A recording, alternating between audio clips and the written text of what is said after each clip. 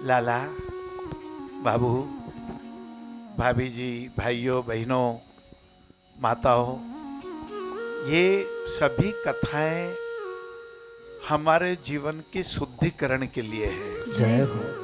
जैसे नरसिंह मेहता जी की कथा में उनके पूर्व जन्म का वृत्तांत आता है कि जूनागढ़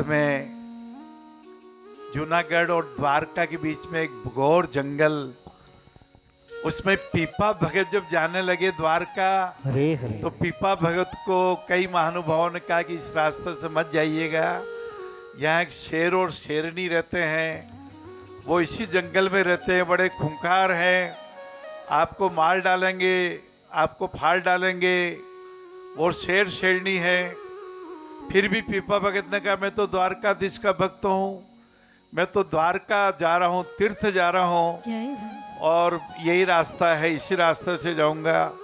और आगे बढ़े तो बीच में शेर शेरनी आए, हिंसक रूप से आए, लेकिन पीपा भगत का जय श्री कृष्णा, जय द्वारकाधीश, जय श्री नारायण, जय श्री राम जी, जय श्री बजरंग बली जी, जैसे ही भगवान का नाम लेके थोड़ा जल छिड़का तो शेर और शेरनी तो महाराज उनके चरणों में बैठ गए।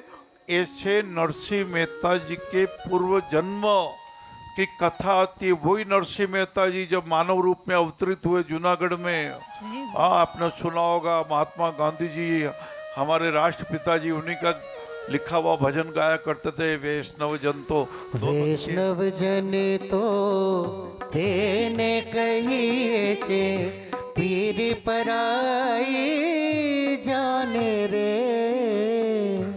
पर दुखे जिनका परहित सरिस धर्म नहीं भाई, पर दुख में जिनका मन द्रवित हो जाए और मन अभिमान न आने रे। ये नरसिंह मेहता जी का भजन, जो नरसिंह मेहता जी शिव जी के भी भक्त थे बाबू। हाँ, शिव जी के मंदिर में जाके प्रार्थना कर रहे थे, ओ मैं तो शिव ही शिव को द्याऊं, गंगा जलियान चढ़ाऊं। ओ मैं तो चावल चरण चढ़ाऊं, मैं तो चावल चरण चढ़ाऊं, नीति आग दतूरा लाऊं। बोले शंकर भगवान की जय। ये कथा अपनी व्यथा मिटावे, परिवार में रहना आ जावे, अपना समता भाव बढ़ जावे। वो कहते महाराज कभी कभी चुटकुले भी सुनाया करो। हाँ, तो एक का विवाह हुआ तो पत्नी ने कभी भोजन बनाया नहीं था, पियर में भोजन बनाना आता नहीं था, 5-10 दिन तो होटलों पे जिमते रहे। आखिर में 11वें दिन पति देवता ने कहा कि प्रिय, आपके हाथ का बनाया हुआ भोजन करने की बहुत इच्छा हो रही है। अब पत्नी ने भोजन बनाया तो मिर्ची जरा 4 गुनी हो गई, नमक डालना भूल गई, और पति देवता ने जैसे ही एक ग्रास सब्जी का तोड़ा और जैसे ही मुंह में रखा तो आंख में से तो पानी आने लग गया, गाल लाल हो गए। पति ने कहा भोजन कैसे बना है, कैसा बना प्रियवर? बहुत अच्छा, बहुत अच्छा। बहुत अच्छा। बोले सब्जी और लीजिए।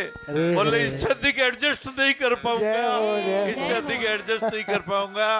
ये लाला क्या है बाबू, गुणों की पूजा होनी चाहिए। हाँ, न रंग की न रूप की। जी गुरुदेव, और ऐसी गुणों की बात चली गुरुदेव, यहाँ एक प्रश्न आशा जी पूछ रही है रोहतक हरियाणा से। जी, इन माता जी का ये कहना है गुरुदेव कि कुछ दिन पहले इनकी पुत्री का कहीं संबंध तय हो गया था जी, और जब पुत्री को पता लगा कि दहेज की मांग के कारण उनके पिताजी अपना घर गिरवी रख रहे हैं, तो पुत्री ने शादी के लिए मना कर दिया है। अब पुत्री ने कहा मैं यहाँ शादी नहीं करूँगी, इस कारण से पिताजी तनाव में है, चिंता में कि बेटी का अब आगे क्या होगा, और बेटी ने कह दिया कि मैं अपने पिताजी पे बोझ नहीं बनूंगी चाहे भविष्य में कुछ भी हो।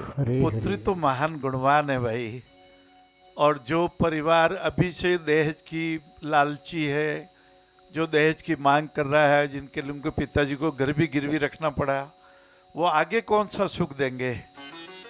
और संबंध तोड़ दिया, अच्छा किया भैया।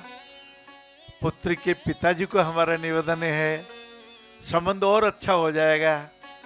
एक छोटा दरवाजा जब किसी कारण से बंद होता बाबू, हरे हरे, तो बड़ा दरवाजा खुल जाता है। जय हो।